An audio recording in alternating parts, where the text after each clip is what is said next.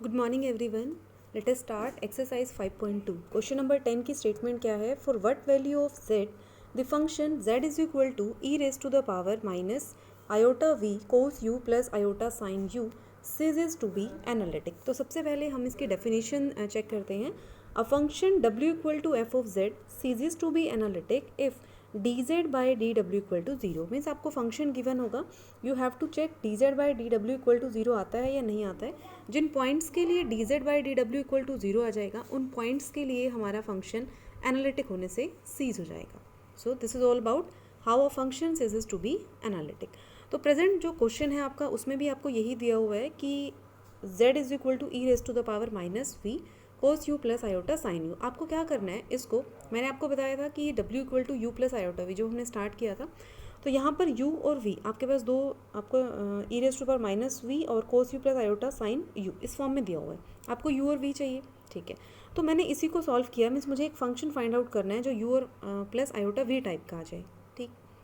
तो आपको जो गिवन था आपने उसमें स्टार्ट किया, z is equal to E raise to the power minus we cos you plus iota sine U, ठीक है। हमें पता है cos theta plus iota sine theta E raise to the power iota theta के equal होता है, ठीक है। तो यहाँ से cos you plus iota sine U दिया हुआ है, इसको मैंने रख दिया E raise to the power iota U. Combine किया तो ई raise to the power minus iota u plus v, यही बना आपके पास। अब इस आयोटा यू माइनस वी को मैंने फिर से सिंप्लीफाई किया। मैंने क्या रखा, जो माइनस वन है उसको मैंने आयोटा का स्क्वायर रख दिया। तो iota u plus iota square v, यहाँ से मैंने आयोटा बाहर ले लिया तो आपके पास बचा iota into u plus iota v. तो अब आप क्या कर सकते हैं, z is equal to E raise to the power iota u plus iota v, इस फॉर्म में इसको लिख सकते हैं। Further u plus iota v को w पुट कर दीजिए। तो उसके बाद नेक्स्ट स्टेप में क्या होगा, z is equal to E raise to the power iota w, आपके पास ये आ जाएगा। देन दोनों साइड लॉगरिथम अप्लाई कर दो क्योंकि मुझे तो w चाहिए, दैट्स वाई मैंने दोनों साइड क्या कर दिया, लॉगरिथम अप्लाई कर दिया। So log of z is equal to log of e raise to the power log of e raise to the power iota w, तो आपके पास ये आ जाएगा।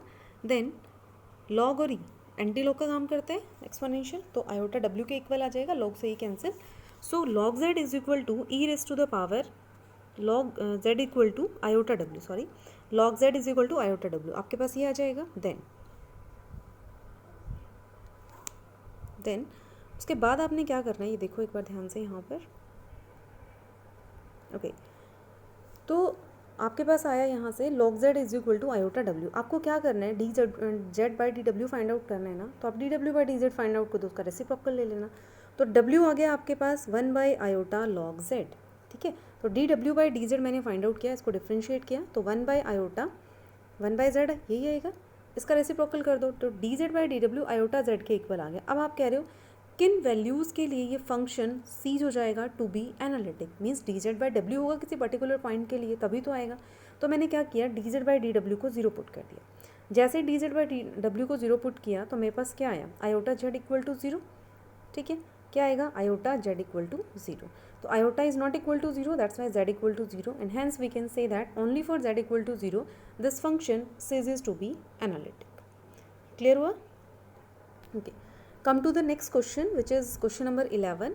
तो क्वेश्चन नंबर 11 आपको क्या कहता है, क्वेश्चन नंबर 11 की स्टेटमेंट एक बार देखिए कि आपको एफ ऑफ जेड दिया हुआ है x cube y y minus iota x x 6 plus y square when z is not equal to zero, ये आपको फंक्शन दिया हुआ है। कहते हैं you have to find out, आपको ये भी डिफाइन करके दे दिया इसने कि एफ एट जीरो जीरो है। वी हैव टू प्रूव कि f of z minus f of zero by z tends to zero at z tends to zero. भाई जेड जैसे जैसे जीरो को टेंड करेगा तो ये जो फंक्शन है आपके पास जीरो को टेंड करेगा। क्लियर है? ये मुझे चेक करना है किसके along, along a radius vector, along a radius vector. अब आपको पता होना चाहिए रेडियस वेक्टर किस टाइप के होते हैं।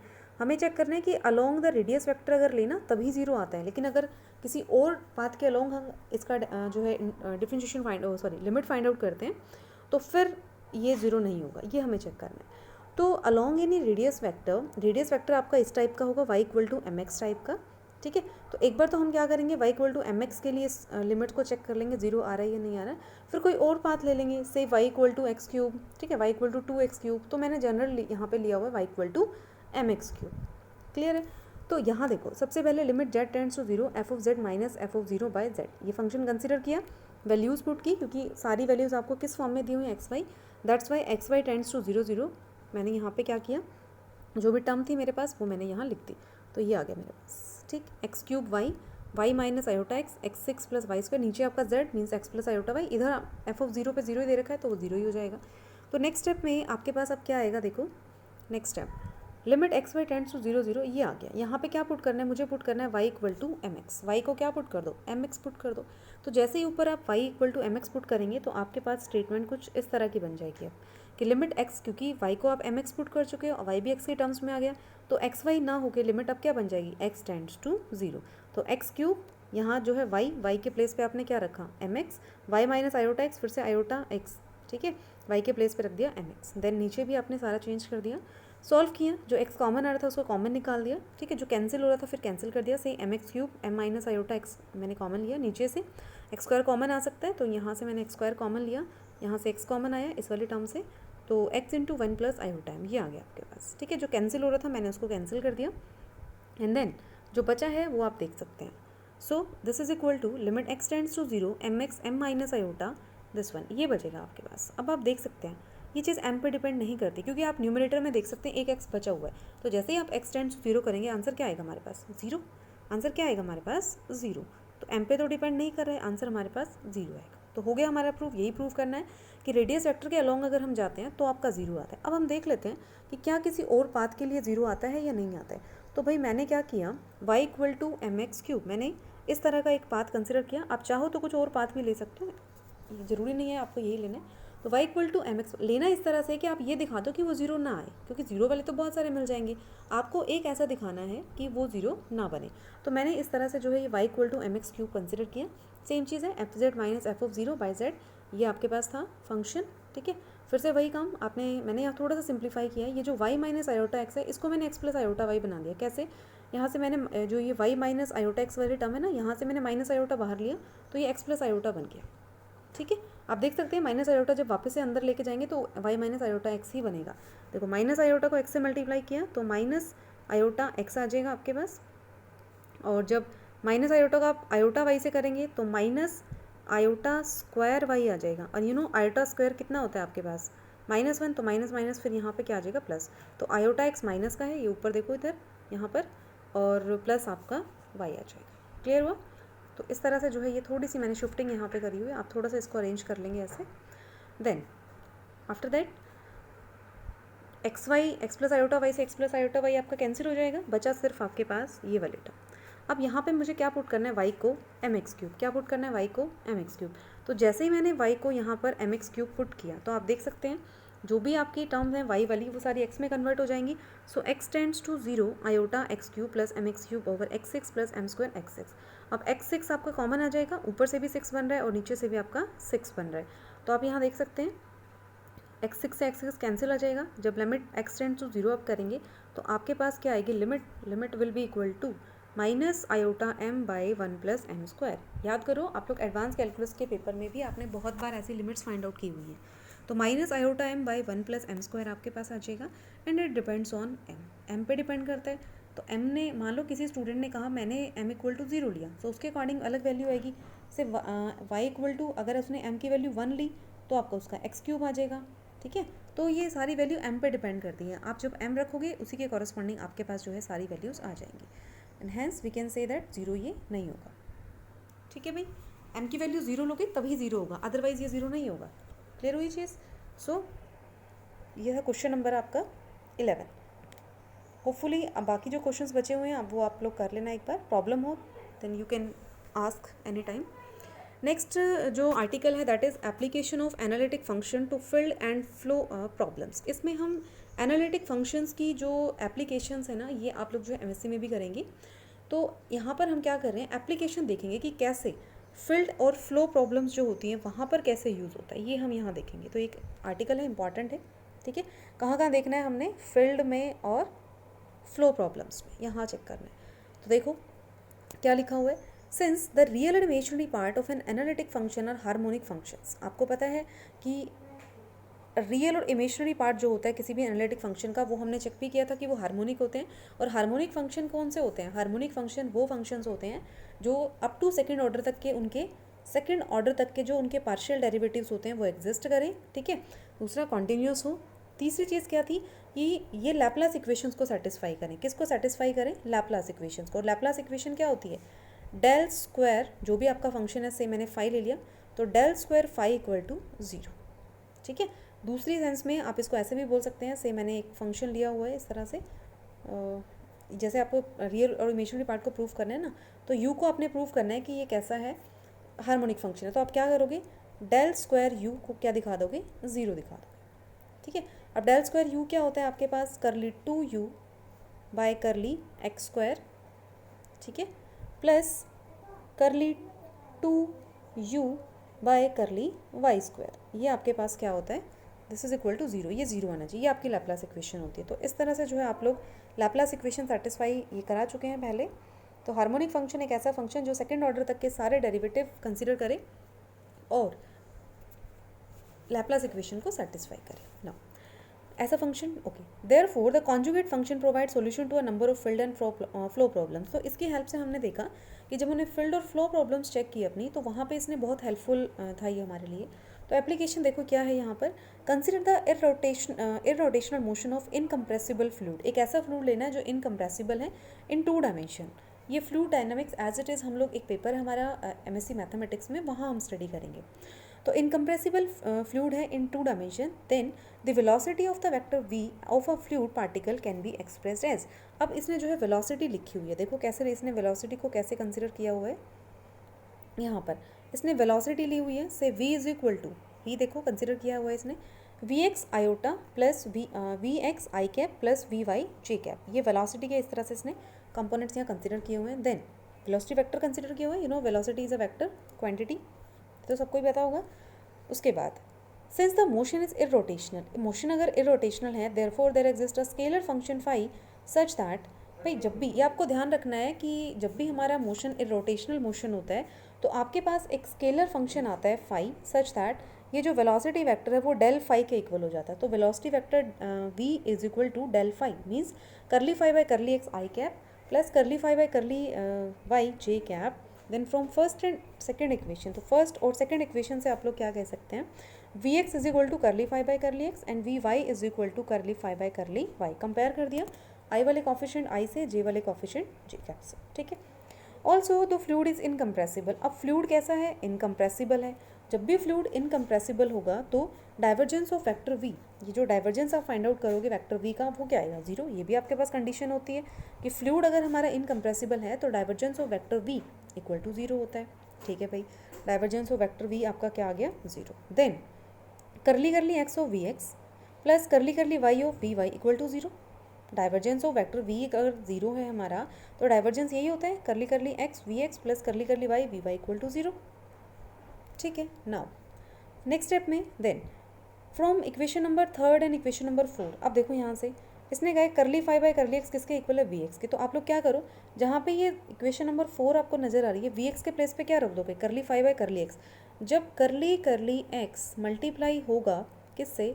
करली फाई बाय करली एक्स से। आपने रखा ना वी एक्स के प्लेस पे, तो यहाँ पे ये पूरा क्या बनेगा? Curly 2 phi by curly x square, यही बनेगा।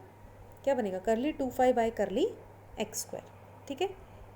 देन उसके बाद similarly curly 2 phi by curly y square, तो ये आ जाएगा आपके पास। Then the function phi called the velocity potential is a harmonic function. तो यहाँ से आप देख सकते हैं कि curly square by phi curly x square curly 2 phi by curly y square equal to 0।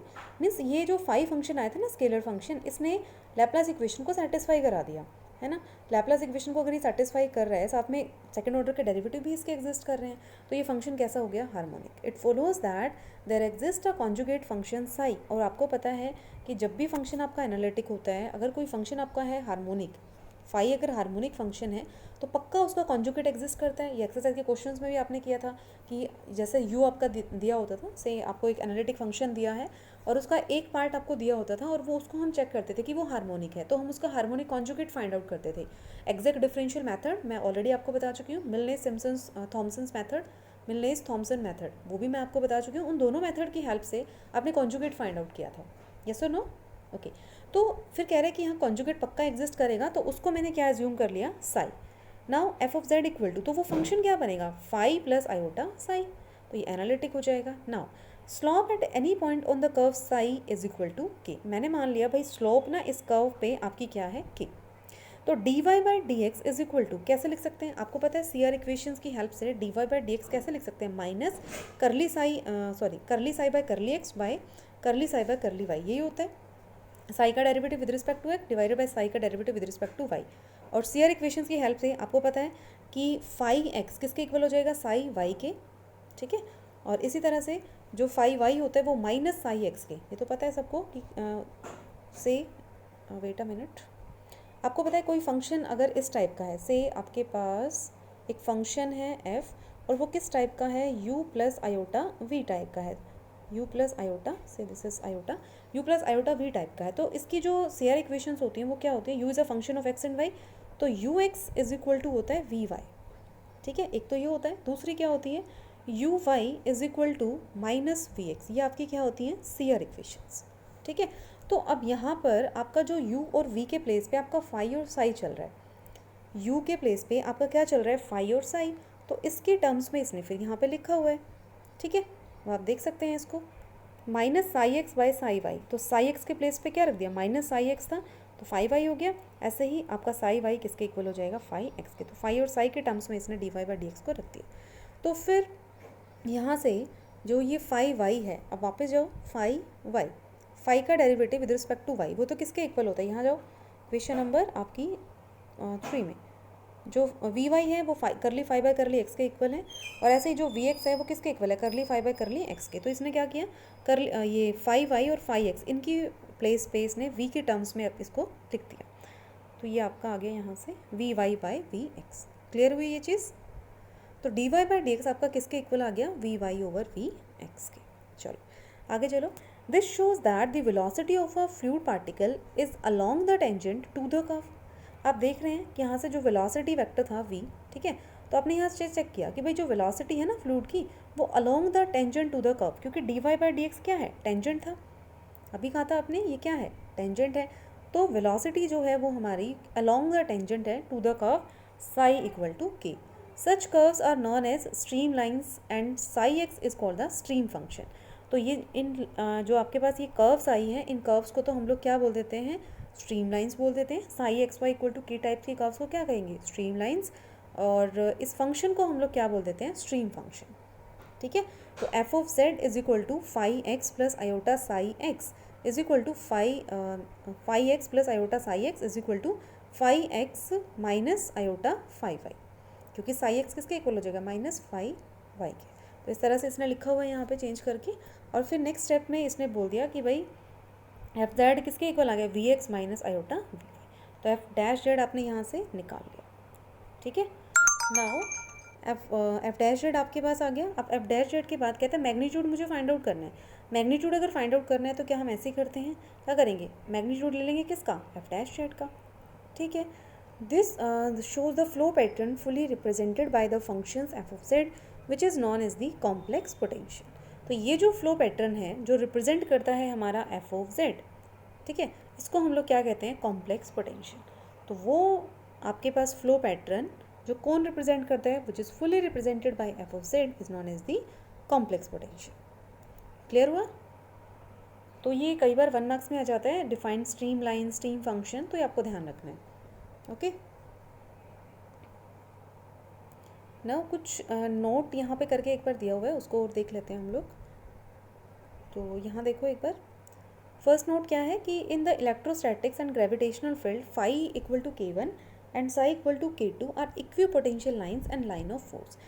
कि इलेक्ट्रोस्टैटिक्स और ग्रेविटेशनल फील्ड्स की अगर जब हम बात करते हैं तो यहाँ पर आपके पास फाई और साई दोनों क्या होते हैं, इक्विपोटेंशियल लाइंस होती हैं एंड लाइन ऑफ फोर्सेस, ठीक है, इक्विपोटेंशियल, ये वर्ड ध्यान रखना।